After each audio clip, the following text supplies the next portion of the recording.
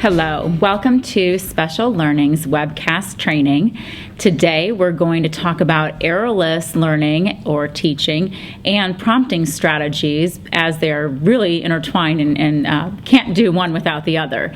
My name is Michelle LaMarche. I am a board certified behavior analyst, and this series is specific to instructor training. So we're going to cover some of the absolute basics that you will need to know in order to have effective instruction time with a child with autism. So I welcome you again. Today we're going to focus on 5 different objectives, 4 or 5 here. We've got errorless teaching or errorless learning is what you might hear in the community, as well as the prompting strategies that represent, our ability to provide errorless teaching.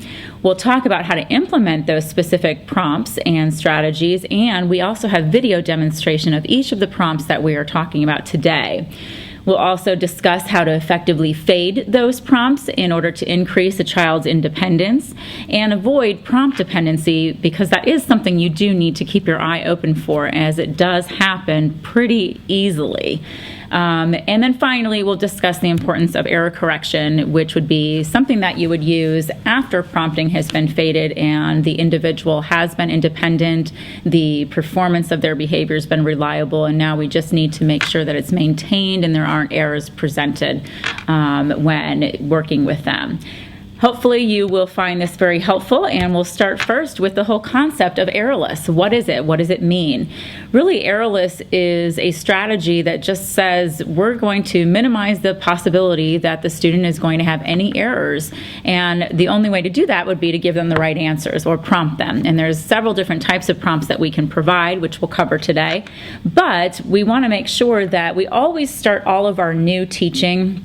Anytime you're looking at teaching a new skill, absolutely you want to apply errorless, and so we'll want to make sure we're building people's motivation to work and to learn, and we'll talk a little bit about really the importance of combining all of the strategies you learn around reinforcement motivation into your errorless teaching procedures and the specific prompts that you use throughout the teaching that you're doing.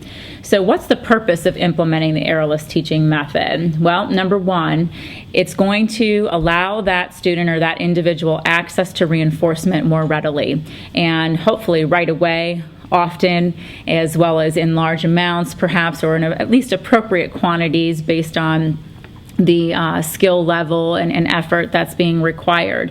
It's going to ensure that the student is successful in those early stages of skill acquisition. That's probably the most important time to make sure that we're clear about how to implement errorless strategies and prompts. It's also used when you're going to first try to just start working with an individual. So we talk about that as gaining instructional control, or in a more layman's terms, just gaining compliance.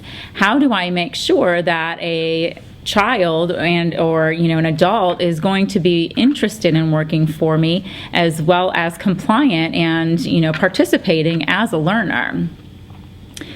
You're going to use it as well when you're going to return back. So if a student, let's say, is making errors, so you're going to have to turn back and go into your errorless training methods if you have a high number of errors coming from a student, or we're starting to lose skills, we're not maintaining them.